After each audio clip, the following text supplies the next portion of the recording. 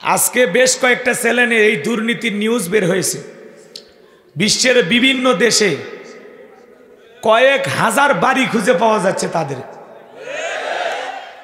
হাজার হাজার কোটি টাকা দুর্নীতি করেছে, কথা বলেন ঠিক কিনা? তো তাহলে এগুলোর কি হবে বলেন? এই জন্য আপনারা দুর্নীতিও করবেন আর রঙিন চশমা দিয়ে আবার আমাদেরকে বলবেন আমরা উন্নয়ন করছি, ভালো কাজ করছি। শোনেন, ভালো কাজ করেছেন আলহামদুলিল্লাহ, তার জন্য দোয়া আছে, কিন্তু দুর্নীতি যা করেছেন ওই টাকাগুলো পাবলিককে বুঝাইয়া দেন, আরো বেশি দোয়া করা হবে। কথা বলে ঠিক কিনা? আপনারাই বলেন তো বাজান, যারা আমাদেরকে ওয়াজ মাহফিলে এসে সবক দিত, নানান ধরনের বুদ্ধি শিখাইয়া দিত, এটা বলা যাবে না, ওইটা বলা যাবে না, এখন কি আর সেই বুদ্ধিজীবীরা আছে? জোরে বলেন আছে? টর্চ লাইট মেরেও সিয়ারা খুঁজে পাওয়া যাচ্ছে না। এজন্য জুলুম করেছে যারা, পালিয়ে গেছে তারা। আমাদের এখনো সেই কাঙ্ক্ষিত বিজয় আসে নাই। অচিরেই আমরা বিজয়ের দ্বার প্রান্তে পৌঁছে যাব ইনশাআল্লাহ। আপনারা কি কষ্ট পাচ্ছেন আমার কথা? আমার ভাইয়েরা যারা বড় বড় কথা বলতো আজকে তারা নাই, কথা কন। তারা জুলুম করেছিল, আমরা মাজলুম ছিলাম, আল্লাহ সাহায্য করেছে, কিন্তু আমরা যেন কারো উপরে জুলুম না করি, ঠিক আছে? এইটা মাথায় রাখবেন। যুগে যুগে নবী রাসূলের দাওয়াতি কাজ করেছেন, তাদের দাওয়াতি কাজেও কাফের বেঈমানেরা বাধার প্রাচীর তৈরি করে দিয়েছিলেন। এরপরে আল্লাহর পয়গম্বরেরা শত বাধার প্রাচীরকে ভেঙে আল্লাহর জমিনে আল্লাহর পদে মানুষকে দাওয়াত দিয়েছেন, কথা বলেন ঠিক কিনা? আপনার আমার প্রিয় নবী কালেমার দাওয়াতি থেকে, কোরআনের প্রচার করতে গিয়ে মার খেয়েছেন, রক্ত জড়িয়েছেন, দান দান মোবারক শহীদ হয়ে গেছেন। সাহাবা ইকরাম দ্বীনকে প্রতিষ্ঠিত করতে গিয়ে মার খেয়েছেন, রক্ত জড়িয়েছেন, জীবন দিয়েছেন। ও বাংলার মুসলমান, 1971 সালে এদেশের মাটির জন্য, এদেশের স্বাধীনতার জন্য আপনার আমার পূর্বপুরুষেরা যদি জীবন দিতে পারেন, রক্ত দিতে পারেন, 2024 সালে স্বৈরাচার জালেমকে বিদায় করে দেওয়ার জন্য এদেশের 1524 জন মানুষ যদি রক্ত দিতে পারেন, জীবন দিতে পারেন, প্রয়োজন যদি হয় আল্লাহর জমিনে আল্লাহর দ্বীনকে প্রতিষ্ঠিত করতে গিয়ে, কোরআনের সমাজ ব্যবস্থা কায়েম করতে গিয়ে নবীদের মতো, সাহাবা ইকরামদের মতো বুকের তাজা রক্ত দিতে হয় কোরআনের জন্য, দ্বীনের জন্য, ইসলামের জন্য, কোরআনের সমাজ কায়েম করার জন্য। কারা কারা বুকের তাজা রক্ত দিতে রাজি? দুই হাত তুলে আল্লাহকে দেখা।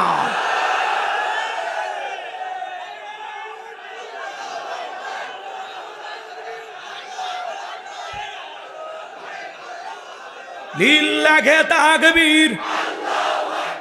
আর সোজা করেন, টান টান করে তোলেন। আমাদের কোনো ভয় আছে? আমরা আল্লাহ ছাড়া দুনিয়ার কাউকে ভয় করি না, কথা বলে ঠিক না? আল্লাহ নামের এমন একটি স্লোগান দেবেন, এলাকায় যদি কোনো ইসলাম বিরোধী ওই পোকা, সার পোকা, তেলা পোকা থাকে, ওদের কলিজায় যেন কম্পন সৃষ্টি হয়। আমার আওয়াজ তুলতে রাজি আছেন যারা, বীর মুসলমানের মতো দুটি হাত টান টান করে তুলে দেখান তো তারা। লিল্লাহে তাকবীর, আল্লাহু আকবার, লিল্লাহে তাকবীর, আল্লাহু আকবার। আল কোরআনের আলো, আল হাদিসের আলো, দুনিয়ার মুসলিম, সারা বিশ্বের মুসলিম, আমার নেতা তোমার নেতা, আমার নেতা তোমার নেতা। লিল্লাহে তাকবীর, আল কোরআনের আলো, আল হাদিসের আলো, দুর্নীতির আলো। হাতটা বেনার দেন তো, মাশাআল্লাহ, মারহাবা।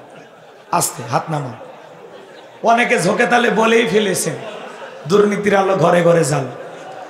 বাংলাদেশে দুর্নীতি দমন কমিশন আছে না নাই? এরপরে দুর্নীতি কমেছে নাকি ডিজিটাল কায়দা বেড়েই চলেছে। দিন যত গড়াচ্ছে দুর্নীতির পাল্লা তত ভারী হচ্ছে, কথা বলেন ঠিক কিনা? আমরা চাই আমাদের এই প্রিয় মাতৃভূমি বাংলাদেশ দুর্নীতি মুক্ত আল্লাহ কবুল করুন, চিল্লা বলুন আমিন। আমরা চাই আমাদের বাংলাদেশ মাদক মুক্ত আল্লাহ কবুল করুন, চিল্লা বলুন আমিন। আমরা চাই আমাদের বাংলাদেশ যৌতুক মুক্ত আল্লাহ কবুল করুন, চিল্লা বলুন আমিন। আমরা চাই আমাদের বাংলাদেশ নাস্তিক মুক্ত আল্লাহ কবুল করুন, চিল্লা বলুন আমিন। সম্মানিত ভাইয়ের আমার, ভূমিকায় লম্বা কথা নয়, সরাসরি মূল আলোচনায় প্রবেশ করতে চাই। তারপরে দুই একটি কথা না বললেই নয়।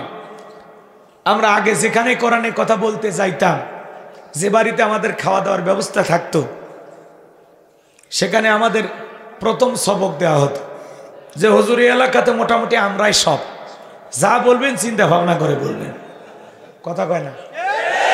এরপরে আমাদেরকে মঞ্চে নিয়ে আসার পর আবার দ্বিতীয় সবক কিছু বুদ্ধিজীবীর আগমন ঘটত। এরা এসে বলতো, হুজুর এ এলাকাতে মোটামুটি আমরাই সব, আমরা যা বলি তাই, এজন্য ওয়াজ যা করবেন করবেন, খবরদার আমাদের নেত্রীর বিরুদ্ধে যেন কোনো আলোচনা না হয়। পারলে প্রশংসা করবেন, উনি বিশাল রাস্তা বানাচ্ছেন, মসজিদ বানাইছেন, অনেক ভালো কাজ করছে, কথা কয় না? আমরা দোয়া করি, ভালো কাজের জন্য দোয়া করি, কথা বলে ঠিক কিনা? কিন্তু যত টাকা দুর্নীতি করেছে হিসাব দুনিয়াতে না হলে আল্লাহর আদালতে হবে। আজকে বেশ কয়েকটা চ্যানেলে এই দুর্নীতির নিউজ বের হয়েছে। বিশ্বের বিভিন্ন দেশে কয়েক হাজার বাড়ি খুঁজে পাওয়া যাচ্ছে, তাদের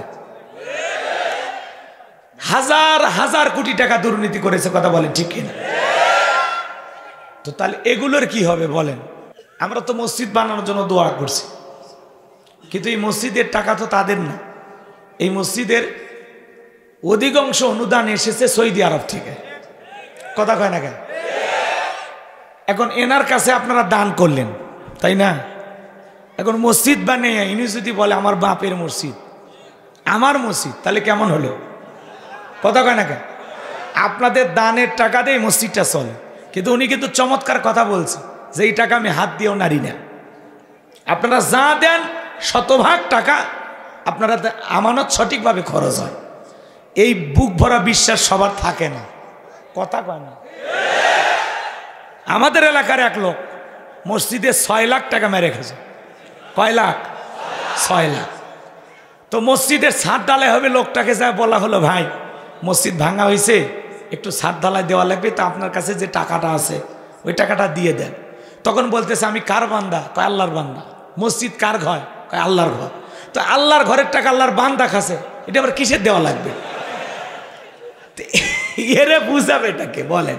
এরকম লোক আছে না নাই? এই জন্য আপনারা দুর্নীতিও করবেন আর রঙিন চশমা দিয়ে আবার আমাদেরকে বলবেন আমরা উন্নয়ন করছি, ভালো কাজ করছি। শোনেন, ভালো কাজ করেছেন আলহামদুলিল্লাহ, তার জন্য দোয়া আছে, কিন্তু দুর্নীতি যা করেছেন ওই টাকাগুলো পাবলিককে বুঝাইয়া দেন, আরো বেশি দোয়া করা হবে, কথা বলে ঠিক কি না? আপনারাই বলেন তো বাজান, যারা আমাদেরকে ওয়াজ মাহফিল এসে সবক দিত, নানান ধরনের বুদ্ধি শিখাইয়া দিত, এটা বলা যাবে না, ওইটা বলা যাবে না, এখন কি আর সেই বুদ্ধিজীবীরা আছে? জোরে বলেন আছে? টর্চ লাইট মেরেও সিয়ারা খুঁজে পাওয়া যাচ্ছে না। এজন্য জুলুম করেছে যারা, পালিয়ে গেছে তারা। আমাদের এখনো সেই কাঙ্ক্ষিত বিজয় আসে নাই, অচিরেই আমরা বিজয়ের দ্বার প্রান্তে পৌঁছে যাব ইনশাআল্লাহ। আপনারা কি কষ্ট পাচ্ছেন আমার কথা? আমার ভাইয়েরা যারা বড় বড় কথা বলতো আজকে তারা নাই, কথা কন। তারা জুলুম করেছিল, আমরা মাজলুম ছিলাম, আল্লাহ সাহায্য করেছে, কিন্তু আমরা যেন কারো উপরে জুলুম না করি, ঠিক আছে? এইটা মাথায় রাখবেন। যুগে যুগে নবী রাসূলের দাওয়াতি কাজ করেছেন, তাদের দাওয়াতি কাজেও কাফের বেঈমানেরা বাধার প্রাচীর তৈরি করে দিয়েছিলেন। এরপরে আল্লাহর পয়গম্বরেরা শত বাধার প্রাচীরকে ভেঙে আল্লাহর জমিনে আল্লাহর পথে মানুষকে দাওয়াত দিয়েছেন, কথা বলেন ঠিক কিনা? আপনার আমার প্রিয় নবী কালেমার দাওয়াতি থেকে করোনার প্রচার করতে গিয়ে মার খেয়েছেন, রক্ত জড়িয়েছেন, দান দান মোবারক শহীদ হয়ে গেছেন। সাহাবা ইকরাম দ্বীনকে প্রতিষ্ঠিত করতে গিয়ে মার খেয়েছেন, রক্ত জড়িয়েছেন, জীবন দিয়েছেন। ও বাংলার মুসলমান, 1971 সালে এদেশের মাটির জন্য, এদেশের স্বাধীনতার জন্য আপনার আমার পূর্বপুরুষেরা যদি জীবন দিতে পারেন, রক্ত দিতে পারেন, 2024 সালে স্বৈরাচার জালেমকে বিদায় করে দেওয়ার জন্য এদেশের 1524 জন মানুষ যদি রক্ত দিতে পারেন, জীবন দিতে পারেন, প্রয়োজন যদি হয় আল্লাহর জমিনে আল্লাহর দ্বীনকে প্রতিষ্ঠিত করতে গিয়ে, কোরআনের সমাজ ব্যবস্থা কায়েম করতে গিয়ে নবীদের মতো সাহাবা ইকরামদের মতো বুকের তাজা রক্ত দিতে হয় কোরআনের জন্য, দ্বীনের জন্য, ইসলামের জন্য, কোরআনের সমাজ কায়েম করার জন্য। কারা কারা বুকের তাজা রক্ত দিতে রাজি? তুই হাত তুলে আল্লাহকে দেখা।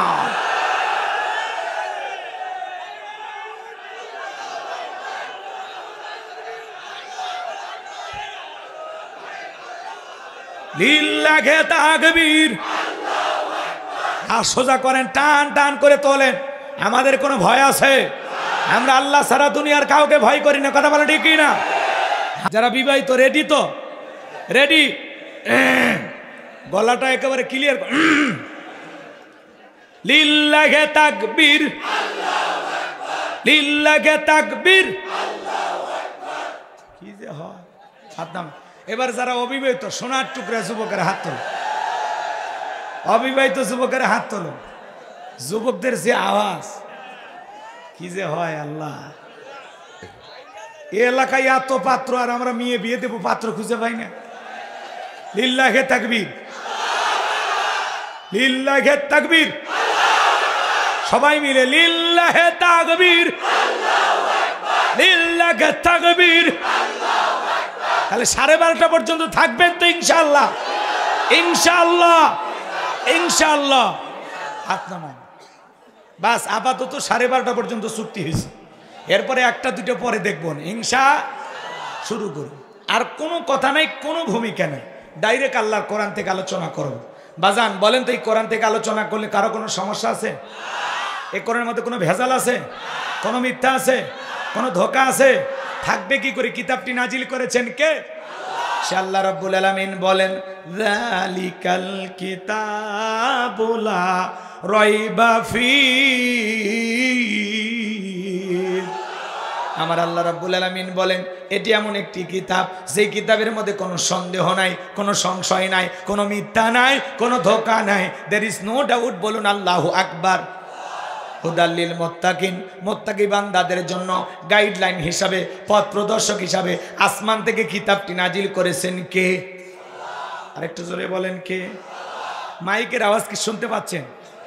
কোনো সমস্যা হচ্ছে না তো? একটু কষ্ট হচ্ছে তাই না?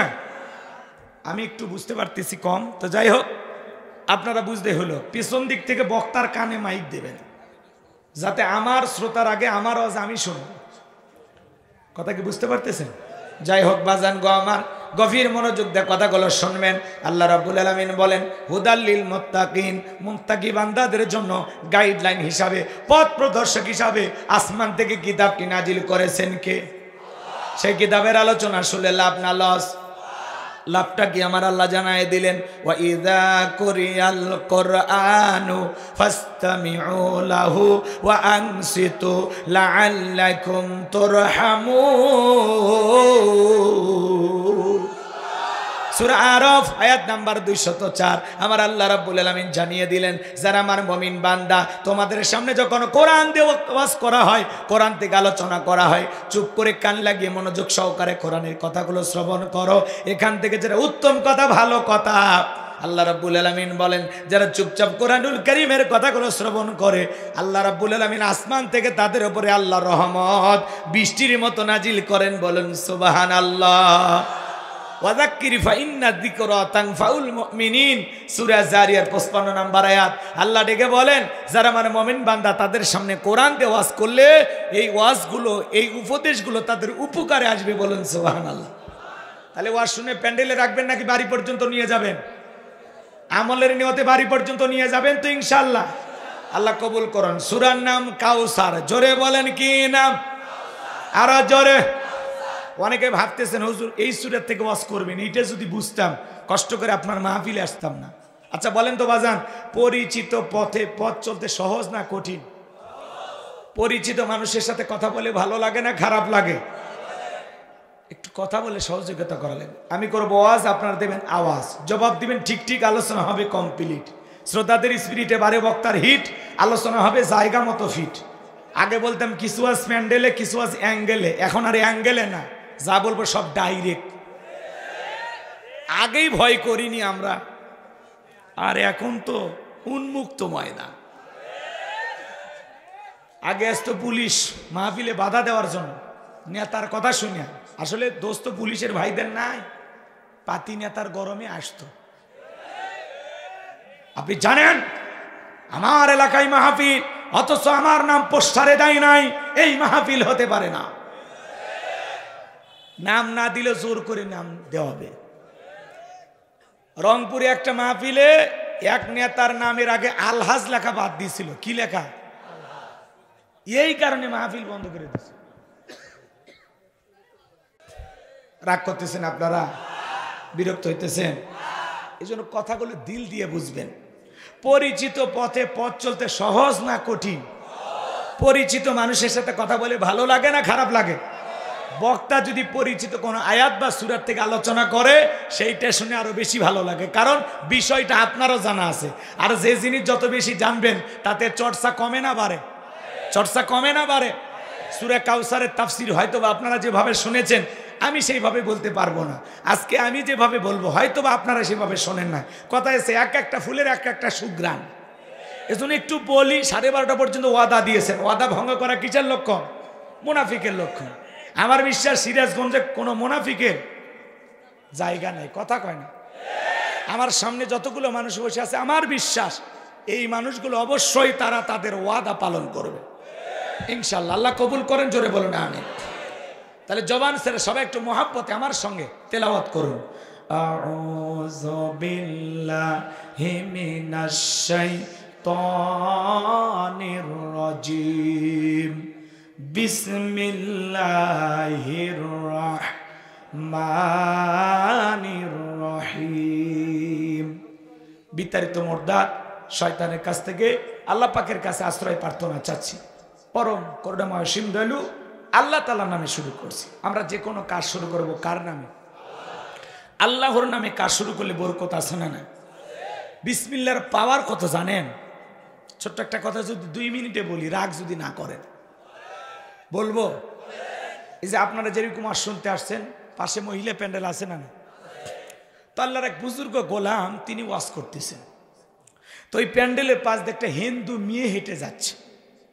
মেয়েটা কৌতূহলে চিন্তা করলো, দেখি তো মুসলমানেরা কি বলে, একটু যাই শুনে আসে। একটা হিন্দু মেয়ে তখন মহিলা প্যান্ডেলে বসে আলোচনা শুনতেছে। আল্লাহর সে বুজুর্গ গোলাম আলেম বান্দা ওয়াজ করতেছেন আর বলতেছেন, কুল হুয়াল্লাহু আহাদ। হে নবী আপনি বলুন আল্লাহ এক, আল্লাহ অদ্বিতীয়। মেয়েটা বুঝতে পারলো সৃষ্টিকর্তার নাম আল্লাহ। জোরে বলেন, কি বুঝতে পারলো? সৃষ্টিকর্তার নাম আল্লাহর সেই বুজুর্গ গোলাম আলোচনা করতে করতে এক পর্যায়ে তিনি বললেন, ইন্না দীনা ইনদাল্লাহিল ইসলাম। নিঃসন্দেহে আল্লাহ তাআলার কাছে শুধুমাত্র কেবলমাত্র একটি ধর্মই মনোনীত, সেই ধর্মের নাম কি? ইসলাম। ইসলামই আল্লাহ তাআলার কাছে একমাত্র মনোনীত ধর্ম। কথা বলে ঠিক কি না? তাহলে আমরা মুসলমানের ঘরে জন্ম নিয়ে ইসলাম ধর্ম পেয়ে, বিশ্বনবীকে পেয়ে, কোরআন পেয়ে খুশি না বেজার? তাহলে একটু জোরে বলেন আলহামদুলিল্লাহ। এইবার হিন্দু মেয়েটা বুঝতে পারল সৃষ্টিকর্তার নাম আল্লাহ, পৃথিবীর শ্রেষ্ঠ ধর্মের নাম ইসলাম। মেয়েটার দেরি করলো না, কালেমা পড়ে মুসলমান হয়ে গেল। বিসমিল্লাহর ফজিলত নিয়ে তিনি আলোচনা করেছেন। মেয়েটা উঠতে বসতে বিসমিল্লাহ পাঠ করে, উঠতে বসতে বিসমিল্লাহ পাঠ করে। হঠাৎ করে মেয়েটার মা বুঝতে পেরে জিজ্ঞাসা করে, মা ফিসফিস করে কি যেন পড়লা? মেয়েটা ডেকে বলে, মা কয়েকদিন আগে মুসলমানদের মাহফিলে গিয়ে কোরআনের কথা শুনতে গিয়ে আমি বুঝতে পেরেছি সৃষ্টিকর্তার নাম আল্লাহ, শ্রেষ্ঠ ধর্মের নাম ইসলাম। আমি আর দেরি করি নাই, কালেমা পড়ে মুসলমান হয়েছি। মা এবার বলে, সর্বনাশ করেছিস, এখনো সময় আছে, ইসলাম ধর্ম ত্যাগ করে বাপ দাদার ধর্মে ফিরে আসো। মেয়েটা ডেকে বলে, মা যত কথাই বলো, ইসলাম মানতে গিয়ে যে আমি স্বাদ পেয়েছি, যে মজা পেয়েছি, আমার পক্ষে ইসলাম ধর্ম ছাড়া সম্ভব নয়। বলুন সুবহানাল্লাহ। এইবার রাত্রিবেলায় তার স্বামী চলে আসছে, ডেকে বলে, স্বামী জানো না আমাদের একমাত্র মেয়েটা কালেমা পড়ে মুসলমান হয়েছে? তাই নাকি? মেয়েকে ডাক দাও। জিজ্ঞাসা করে, মা এসব কি শুনছি, তুমি নাকি মুসলমান হয়েছো?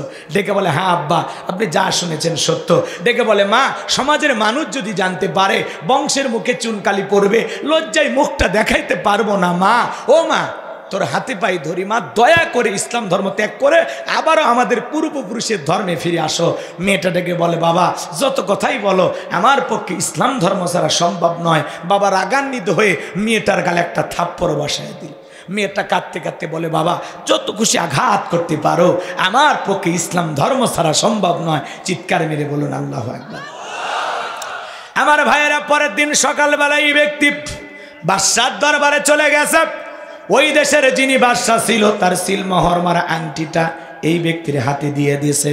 ওই দেশের নিয়ম হলো বাদশার সিলমোহর মারা আংটিটা যার হাতে থাকবে, কোনো কারণে যদি আংটিটা হারিয়ে যায়, বাদশার আংটি হারানোর অপরাধে বাদশা তাকে ফাঁসি দিয়া মারে। এই ব্যক্তি ডেকে বলে, বাদশা আপনার আংটিটা বাড়িতে নিয়ে যেতে পারি, যদি কোনো কারণে হারিয়ে ফেলে দেয় আপনি তো আমাকে ফাঁসি দিয়ে মারবেন। আবার আপনি এত বড় মানুষ, আংটিটা দিয়েছেন, ফেরত দেই কেমনে? যদি মনে কিছু না নেন, আংটি হেফাজতের দায়িত্ব আমি আমার মেয়ের কাছে দেব। বাদশা ডেকে বলে আমার কোনো আপত্তি নাই, তবে মেয়েটাকে অবশ্যই অবগত করবেন, আপনার মেয়েটাকে দেশের আইন সম্পর্কে অবগত করবেন, আপনার মেয়ের কাছ থেকে যেন আংটি হারিয়ে না যায়। এইবার লোকটা আংটি নিয়ে চলে গেল, বাড়িতে মেয়েটার হাতে দিলেন, আর ডেকে বলে মা এটা বাদশার সিল মোহরমার আংটি, খবরদার তোমার কাছ থেকে যেন হারিয়ে না যায়। মেয়েটা বিসমিল্লাহির রহমানির রহিম বলে পকেটের ভিতরে আংটিটা রেখে দিল, জামার পকেটে আংটিটা রাখলো। বাবা দেখলো রাতের বেলায় যখন মেয়েটা ঘুমের মধ্যে চলে গেছে, বাবা কৌশলে মেয়ের ঘরের ভিতরে প্রবেশ করে জামার পকেট থেকে আংটিটা নিয়ে বাড়ির পাশে নদী ছিল, নদীর ভিতরে ছুঁড়ে মারছে। আর মনে মনে ভাবতেছে রে মেয়ে, আমি যখন তোমার কাছে আংটি যাব, যখন তুমি বাদশার সিল মোহর মারা আংটিটা দিতে পারবা না, বাদশার আংটি হারানোর অপরাধে বাদশা তোমাকে ফাঁসি দিয়ে মারবে। তুমি যে মুসলমান হয়েছো এ কথা প্রকাশও পাবে না, আমার বংশের মুখে চুনকালি পড়বে না। আপন বাবা হয়ে মেয়ের বিরুদ্ধে ষড়যন্ত্র করলেন, কারণ একটাই, মেয়েটা মুসলমান আর বাবা হলো বেঈমান। ইসলাম মানতে গেলে আপন পিতাও সন্তানের শত্রু হয়ে যায়। ইব্রাহিম আলাইহিস সালামের বাবা আজর ঠাকুর কি শত্রু হয় নাই? ইব্রাহিম আলাইহিস সালামকে ডেকে বলে তুমি আমার দেবতার বিরুদ্ধে কথা বলো, হ্যাঁ তুমি আমার খোদা নমরুদের বিরুদ্ধে কথা বলো, এই বাড়িতে আর তোমার জায়গা হবে না, তুমি চলে যাও। ইব্রাহিম আলাইহিস সালামকে বাড়ি থেকে তাড়িয়ে দিয়েছেন, কথা বলে ঠিক কিনা? ইসলাম মানতে গেলে ভাইও বিরোধিতা করে, ইউসুফ আলাইহিস সালামের ভাইয়েরা, কথা বলে ঠিক কিনা? রাগ কইরেন না, দিল দিয়ে কথাগুলো বুঝবেন। এইবার আপন বাবা হয়ে মেয়ের বিরুদ্ধে ষড়যন্ত্র করলেন, আংটিটা নদীর ভিতরে ছুঁড়ে মারছেন, যাতে বাদশার আংটি হারানোর অপরাধে বাদশা মেয়েটাকে ফাঁসি দিয়ে মারে আর তার ঝামেলাটা মিটে যায়। আমি কি ঘটনাটা পুরোটাই বলবো? আপনারা শুনতে চান? কারা কারা একটু হাত তোলেন তো বাজান, লিল্লাহি তাকবীর, হাত নামান। তাহলে কোন সূরা? কাউসার। একটু দিল থেকে কণ্ঠটা নাড়ায়, সকলের মুখস্থ আছে না? একটু আমার সঙ্গে তিলাওয়াত করুন। ইন্না আ'তাইনাকাল কাউসার ফাসাল্লি লিরাব্বিকা ওয়ানহার ইন্না শানিয়াকা হুয়াল আবতার। আল্লাহু আকবার। কথাগুলো মনোযোগ দিয়ে বুঝবেন। যে কোনো আয়াত বা সূরার তাফসীর করতে হলে কোন প্রেক্ষাপটে কোন সময় রসুলের ওপরে সে আয়াতটি বা সূরাটি নাজিল হয়েছে, সে নাজিলের প্রেক্ষাপট জানার দরকার আছে না? না। আরবিতে বলা হয় শানে নজুল। যদি শানে নজুল আলোচনা করা হয় তাহলে তাফসীর বুঝতে সহজ হয়। আর তাফসীর করতে গেলে যদি শানে নজুলটা তুলে ধরা যায় তাহলে আপনি 50% আলোচনাটা বুঝে ফেলে দিবেন। তাহলে আমি কি বলবো কোন সময় আল্লাহ রসুলের ওপরে আল্লাহ তাআলা সূরা কাউসার নাজিল করেছেন, আমি কি সেই প্রেক্ষাপটটা একটু তুলে ধরবো? আপনাদের হাতে সময় আছে ভাই? আপনাদের অনুমতি পাইলে সামনে একটু আগাইতে চাই। অনুমতি আছে? চলবে, আলোচনা চলবে। লিল্লাহি তাকবীর। একটু অপেক্ষা করেন। যারা যুবক আছো তোমরা মন খারাপ করো না, তোমরাও যুবক, আমিও যুবক। তোমাদের মন কি শুনতে চায় আমি কি বুঝি না? তোমাদের জন্য আলোচনা আমার মাথার মেমোরিতে সেভ করা আছে, সময় মতো ডাউনলোড দিয়ে শোনায় দেব। খালি একটু আমাকে লাইনে উঠতে দাও। চতুর্দিকে আল বান্ধে যদি পানি ছেঁচেন তাহলে মাছ ধরতে পারবে, আর আল না বান্ধে ছেঁচা শুরু করলে কোনোদিন ছেঁচাই হবে না। একটু আলটা বান্ধে নেন, নাকি বলেন? আর মা বোন যারা পর্দার আড়ালে আছেন, ভাইবেন না যে হুজুর আপনাদের কথা ভুলে গেছেন, না, আপনারা আমাদের জীবনের একটা অংশ, একটা পার্ট, কথা বলে ঠিক কিনা? ঘর ঠিক দুনিয়া ঠিক। ওই পাগলিদেরকেও আলোচনার মাধ্যমে হালকা একটু সাইজ করার দরকার আছে না? নাই? একটু অপেক্ষা করেন বাজান গো আমার, মন খারাপ করবেন না, সামনের দিকে যায়। তাহলে নবীজির উপরে আল্লাহ তাআলা কোন প্রেক্ষাপটে কোন সময় সূরা কাউসার নাজিল করেছেন, নাজিলের সময় কালটা একটু বলার দরকার আছে না? নাই? নবীজির প্রিয় সাহাবী হযরতে আনাস রাদিয়াল্লাহু তাআলা আনহু বলেন, আমি তাকায় দেখি নবীজি কাবার হাতিমে হেলান দিয়ে বসা। নবীজির মনটা ভীষণ খারাপ, মুখটা মলিন, চোখের কোনা দিয়ে অশ্রু ঝরতেছে। কিছুটা সময় অতিবাহিত হয়ে যাওয়ার পরে আমি তাকায়া দেখি আমার নবীজি মুস্কি মুস্কি হাসতেছেন। বলুন সুবহানাল্লাহ। হযরতে আনাস বলে, নবী গো, এই মাত্র দেখলাম মনটা খারাপ, আবার কেন মুস্কি হাসি দেন? আমার নবী কেন কাঁদেন, কেন হাসেন? এর পেছনে রহস্য আছে না নাই? নবীজির মনটা কেন খারাপ, চোখের কোনায় কেন পানি? কারণ হলো নবীজির কলিজার টুকরা ছেলে সন্তানগুলো জন্ম নেয়, আর এক একে ছেলে সন্তানগুলো মারা যায়। ইব্রাহিম মারা যায়, আবুল কাসেম মারা যায়, আবু তাহের মারা যায়, ছেলেগুলো জন্ম নেয় আর এক একে মারা যায়। তাহলে বাবা হিসাবে নবীর মনেও কষ্ট লাগে কিনা? একাতে সন্তানগুলো মারা যায়। নবীজির কাছের চাচা নাম হলো আবুল হাব, ডেকে বলে, ভাতিজা, তোমার বংশী ভাতিজার কেউ থাকলো না, তুমি একটা লেজ কাটা, তুমি একটা নির্বংশ, জোরে কন্যা উজুবিল্লাহ। আপনারাই বলুন বাজান, আল্লাহ না করুক আপনার আমার সন্তান যদি মারা যায়, কাছের আত্মীয় স্বজনদের উচিত বিপদের দিনে সান্ত্বনার বাণী শোনানো। বাবা তুমি সবর করো, ধৈর্য ধারণ করো, জীবন মৃত্যুর মালিক আল্লাহ, আল্লাহ সন্তান দিয়েছে, আল্লাহ নিয়েছে, মন খারাপ করো না। আল্লাহ যদি চাই বছর না ঘুরতে আবারও তোমাদের কোল আলোকিত করে সন্তান দিতে পারেন, তিনি কে? তাহলে কাছের মানুষদের উচিত বিপদের দিনে সান্ত্বনা দেওয়া, সবরের ওয়াজ করা, ধৈর্যের ওয়াজ করা। কিন্তু নবীর চাচা আবুল হাব এতটাই খারাপ, নবীকে বলে, তুমি লেজ কাটা, তুমি নির্বংশ, তুমি একটা হাত করে, জোরে কন্যা উজুবিল্লাহ। যদিও রসুলের চারটা কন্যা সন্তান জীবিত ছিল, এরপরেও এই সমালোচনাগুলো আবুল হাব করতেছে। মনে রাখবেন, আবু জেলের চাইতে কিন্তু আবুল হাব বেশি খারাপ। কথা কয় না কে? আবুল আহাবের নামে আল্লাহ সূরা দিয়েছে, কিন্তু আবু জেলের নামে সূরা নাজিল হয়নি। তার মানে কি বুঝলেন? এই আবুল আহাব হলো সবচাইতে বেশি খারাপ। নবীকে কি বলে? হাত করে, লেজ কাটা, তোমার বংশে বাতি জানার কেউ নাই। তাহলে একটা মানুষের এমনিতে বাচ্চা মারা গেছে, তার উপর যদি এই কথাগুলো বলা হয়, এইভাবে টিটকেরি মারা হয়, ঠাট্টা বিদ্রুপ করা হয়, সমালোচনা করা হয়, এতে মনের কষ্ট কমে না? আবার নবীজির ছেলের সন্তানগুলো কেন মারা গেল? অনেক পয়গম্বরের সন্তান জীবিত ছিলেন, কিন্তু বিশ্বনবীর একটা ছেলের সন্তানও কেন জীবিত থাকলো না?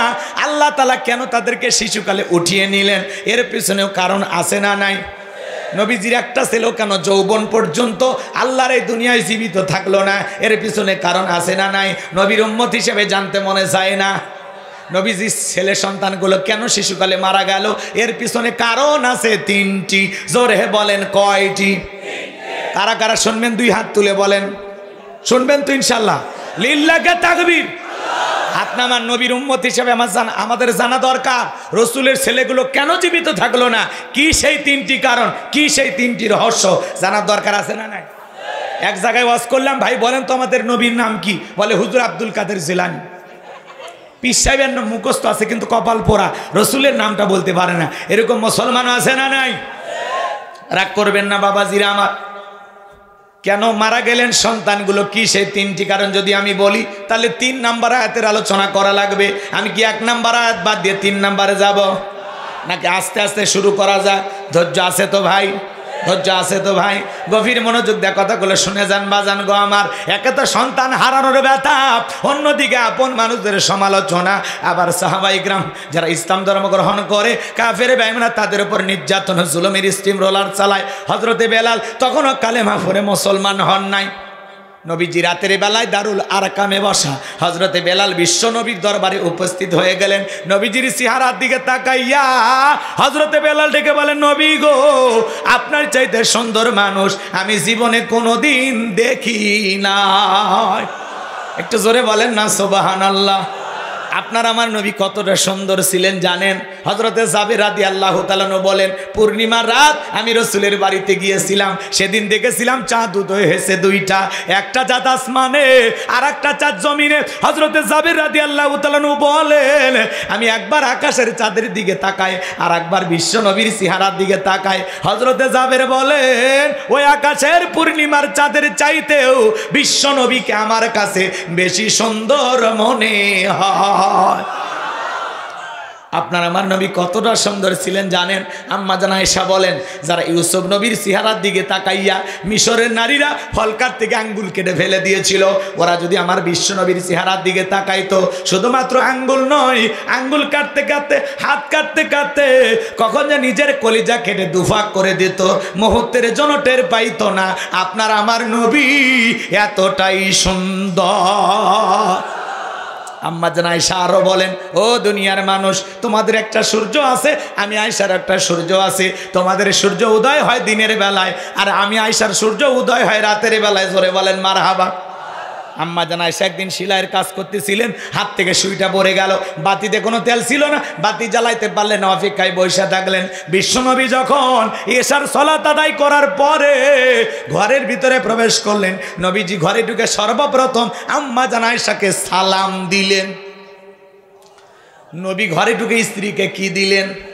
তাহলে আপনি আমি যখন বাড়িতে ঢুকবো, বউকে সালাম দেওয়া দরকার আছে না নাই? রসুলের সুন্নত প্রত্যেকটা ঘরে চালু থাকার দরকার আছে না নাই? তাহলে বাড়িতে যখন প্রবেশ করবেন, বউকে সালাম দিবেন, আসসালামু আলাইকুম রহিমা, কেমন আছো সোনা? ঘরের দরজাটা খোলো না, আমি তোমার লিটনের বাপ, তোমার দিওয়ানা। বউ খুশি হয়ে দরজা খুলবে, কথা বলেন ঠিক কি না? কিন্তু আমাদের ব্যবহার এত ভালো না, আমরা রাগান্বিত হয়ে যাই। বাড়ির দরজা যায় সেই রাগ দেখায়, এ রুবেলের মা, এ দরজা খোল, বেশি দেরি হলে দরজা ভাঙ্গে ফেলে দিয়া, তোর পিঠের ওপর আজ কি যে হবি রে। ভিতর থেকে বউ বলে, এটা স্বামী না সেখানে আজরাইল। সব রাগ বইয়ের ওপর ছাড়া, এরকম পুরুষ আছে না নাই? ভাই ভাই, বউকে যা সালাম দিবেন, কি দেবেন? কথা কয় না, রাগ করতেছেন আপনারা? প্রথমে সালাম দিবেন। সালাম আছে যেখানে শান্তি আছে, সালাম আছে যেখানে সমাধান আছে। আরে ভাই, অনেক বড় বড় ঝামেলা একটা সালামের মাধ্যমে সমাধান হয়। স্বামী স্ত্রীর মধ্যে সালাম আদান প্রদান হলে একে অপরের প্রতি শ্রদ্ধা, ভক্তি, বিশ্বাস, ভালোবাসা বেড়ে যায়। বলেন আল্লাহু আকবার। দাম্পত্য জীবনে সুখ আর শান্তি যদি পেতে চান, রসুলের 4টা সুন্নত আমল করা লাগবে। প্রত্যেকটা স্বামী স্ত্রী যদি ঘরে ঘরে 4টা সুন্নত আমল করে, কোনো তাবিজ লাগবে না, হুজুরের পানি পড়া লাগবে না, সম্পর্ক মৃত্যু পর্যন্ত টিকে থাকার গ্যারান্টি। বিনা পয়সায় বলে দিয়ে যাব। হ্যাঁ, রাগ করতেছেন নাকি? এই 4টা সুন্নত আপনারা শুনবেন, খুবই জরুরি। 4টা রোমান্টিক সুন্নত, শুনলে পাগল হয়ে যাবে। রাগ করতেছেন আপনারা? এখন বললে আলোচনা এলোমেলো হয়ে যাবে, শেষের দিকে মনে করায়া দিবেন ইনশাআল্লাহ। এবার শোনেন, বউ সালাম দিবেন, যদি লোকজন না থাকে বইয়ের হাত ধরে মুসাফা। কথা কয় না? কার হাত? এ যুবক কথা বলো, কার হাত? বইয়ের হাত। পাশের বাড়ির ভাবির হাত না, ধরলে ঝাঁটা দিয়ে পিটাবে। বইয়ের হাত ধরে মুসাফা করবেন। একেবারে যদি ময়দান ফাঁকা থাকে, কোলাকুলিও সেরে নেবে। আর আপনার ঘর কিভাবে ঠিক থাকবে খালি শেষে মনে করে দেবেন 4টে সুন্নত। খালি ধৈর্য নিয়ে বসেন বসেন। সভাপতি আমাদের বগুড়ার বিয়ে করছে, বগুড়ার জামাই। আমিও বগুড়ার বিয়ে করছি। জামাই জামাই হিসাবে আমরা ভাইরা ভাই। কথা কন, আজ ভাইরার বাড়িতে আছি, কিসের রাতে 1টা 2টা, খালি থাকে দেখেন। আল্লাহ কবুল করেন, জোরে খন আমিন। কষ্ট হচ্ছে নাকি আপনাদের? বাজান গো আমার, তাহলে বউকে সালাম দিবেন তো ইনশাআল্লাহ। এই ওয়াজ করলাম এক জায়গায়, বলে হুজুর বউকে সালাম দিতে গিয়ে শরম লাগে। আমি তখন বললাম, তুমি বিয়ে করছো? কি কোন হুজুর, 3 সন্তানের বাপ আমি তখন বললাম, স্ত্রী সহবাসের একটা দোয়া আছে, তুমি কি জানো? কয় দত হুজুর, ওটা দোয়া পড়ার টাইম। কথা কন না খায়। বউকে সালাম দিতে গিয়ে শরম লাগে, ওটা শরম না ভাই, ওটা শয়তানি। এর শরম যদি বেশি হয়তো ওর বউয়ের তো বাচ্চা হওয়ারই কথা না। তাহলে বাড়িতে যা সালাম দিবেন তো ইনশাআল্লাহ। এক মুসলমানের গৃহে যখন প্রবেশ করবেন, সূরা নূরের ভিতরে আল্লাহ জানিয়ে দিয়েছেন, এক মুসলমান আর এক মুসলমানের গৃহে যখন প্রবেশ করবে, ওই গৃহবাসীকে সালাম দিতে হবে, গৃহবাসীর অনুমতি নিয়ে বাড়িতে ঢোকা লাগবে। প্রথমে ওই বাড়িতে যায় সালাম দিয়া, গৃহবাসীর অনুমতি নিয়ে তারপরে ঢোকা লাগবে। 27 নম্বর আয়াত সূরা নূরের কত? খুলে দেখবেন। এদিক খেয়াল করেন, আমরা রুবেল কয়ে বাড়ির ভিতর ঢুকে যাই, রুবেলের বইয়ের ওন্না ঠিক নাই। রুবেলের বোন কি করতেছে, বউ কি করতেছে, সিসি ক্যামেরার মতো এক নজরে সব মুখস্থ। কথা কন না কে? আবার বাইরে এসে ওইগুলো গল্প করেন, রুবেলের বউ যে এইরকম বাড়ি দেখিনি, আজকে তো আমি টাস্কি খেয়ে গেছি। শয়তান আছে না নাই? এই জন্য মা বোন যারা আছেন, মা বাইরের কোনো পুরুষ যেন বাড়িতে ঢুকতে না পারে, সব সময় বাড়ির দরজা লাগায় রাখবেন। কারণ এখনকার ছেলেবেলে খুব দুষ্ট হয়ে গেছে। সিরাজগঞ্জের মানুষ ভালো, এই জেলার কথা বলবো না আমি আমি আমি এগুলো অন্য জেলার কথা বলতেছি। ভারতে আছে, এ দেশের মানুষ ভালো। তাহলে একজন মুসলমান আর এক মুসলমানের বাড়িতে ঢুকলে প্রথমে কি দেবেন? একবার সালাম দিবেন, জবাব নাই। 2বার সালাম দিবেন, জবাব নাই। 3বার সালাম দিবেন, জবাব নাই। আর দেরি করার দরকার নেই, আপনি বাড়ির যান। যারে খুঁজতেছেন মোবাইল নিয়ে খোঁজেন। কথা কন, মনে থাকবে ভাই? না খালি ওয়াজ শোনার মধ্যে সীমাবদ্ধ? আমার বাইরে অনেক কথা বলার আছে বাজান, দেরি করার সুযোগ নাই। আম্মা জান আয়েশা ডেকে বলেন, বিশ্বনবী যখন ঘরের ভিতরে প্রবেশ করলেন, নবীজির চেহারার আলোতে সুইটা কই পড়ে আছে আমি পরিষ্কার দেখতে পেয়েছি। কেমন নবী পাইছি, নবীর শান মান মর্যাদা কত বাজান। যে নবী জমিনে পথ চললে আসমানের মেঘ আসে ছায়া প্রদান করত, যে নবী জবান দিয়ে হা বললে পুরো পৃথিবীবাসীর জন্য আল্লাহ পাক হালালে পরিণত করে দেয়, যে নবী জবান দ্বারা না বললে তামাম পৃথিবীবাসীর জন্য আল্লাহ পাক হারামে পরিণত করে দেয়, যে নবী আসমানের চাঁদের দিকে ইশারা করলে চাঁদ দুই টুকরো হয়ে যায়, জমিনে পা তুললে মাওলা পাকের আরশে আজিমে পৌঁছে যায়। তুর পর্বতে মুসা নবী উঠতে চাই জুতা পরে, আল্লাহ বলে পয়গাম্বার জুতা খুলে ওঠো। কথা কয় না কেন? আর আল্লাহ রসুল যখন আরশে আজিমে যায় জুতা খুলতে চাই, সেদিন রসুলের জুতাটা সেরা ছিল। নবী যখন জুতা খুলতে চায়, আমার আল্লাহ দেখে বলে বন্ধু জুতা খোলা লাগবে না। কতটা ভালোবাসেন সুবহানাল্লাহ। হ্যাঁ, কেমন নবী পাইছি, কেমন নবী পাইছি বাজান, যে নবীর চেহারার ওপরে মশা মাছি পড়া হারাম। নবীজি যখন ঘেমে যেতেন, আম্মা জানেরা রসুলের দেহের ঘামগুলো শিশির ভিতরে জমা রাখতেন। বিশেষ দিনে নবীজির দেহের ঘামগুলো সুগন্ধি হিসাবে ব্যবহার করা হতো। যেই ছাগলের স্তনে দুধ নাই, রসুলের হাতটা লেগে গেলে দুধে পরিপূর্ণ হয়ে যেত। যেই খাবার 2-3 জন মানুষ খেয়ে শেষ করে ফেলে দেবে, এমন খাবারে বিশ্বনবীর হাতটা লেগে গেলে শত শত মানুষ খাবার খেয়ে যেমনি খাবার তেমনি থাকে। সুবহানাল্লাহ বল। ছোট্ট একটা উপমা দেব, কষ্ট হচ্ছে আপনাদের? হযরত আবু হুরায়রা মসজিদে নববীর পাশে দাঁড়িয়ে আছেন, ক্ষুধার্ত হযরত আবু হুরায়রা মনে মনে ভাবতেছেন, হযরত আবু বকর বের হয়ে যদি একবার দাওয়াত দেয়, আবু হুরায়রা তুমি খাওয়া দাওয়া করছো, তখন বলবো না খাইনি। যদি দাওয়াত দেয় মিস করবো না, চলে যাবো, এটা মনে মনে ভাবতেছে। হযরত আবু বকর সামনে দিয়ে সালাম কালাম বিনিময়ে চলে গেল, দাওয়াত দিল না। হযরত ওমর আসলেন, মনে করলেন হযরত ওমর বিচক্ষণ মানুষ, চেহারার দিকে তাকায় বুঝতে পারবে যে আমি না খাই আছি, ক্ষুধার্ত। যখন বলবে চলো আমার বাড়িতে দাওয়াত, সাথে সাথে গ্রহণ করবো। কিন্তু সালাম বিনিময়ে চলে গেল। হযরত ওমর কিছু জিজ্ঞাসা করলেন না, সবার শেষে বের হলেন রাহমাতাল লিল আলামিন। বিশ্বনবী ডেকে বলে, আবু হুরায়রা চেহারা দেখে মনে হয় তুমি ক্ষুধার্ত, কিছুই খাও নাই। তখন বলতেছে রসুল মিথ্যা বললে লাভ নেই, আসলেই আমি খাইনি, আমি ক্ষুধার্ত। তখন বলতেছে ঠিক আছে, আমিও ক্ষুধার্ত, তুমিও ক্ষুধার্ত, চলো বাড়িতে যাই, একটু খাবারের ব্যবস্থা হয় কিনা। আল্লাহ রসুল বাড়িতে গেলেন, আম্মা জান আয়েশাকে ডেকে বলেন, আয়েশা ঘরে কোনো খাবার আছে? মেহমান আসছে।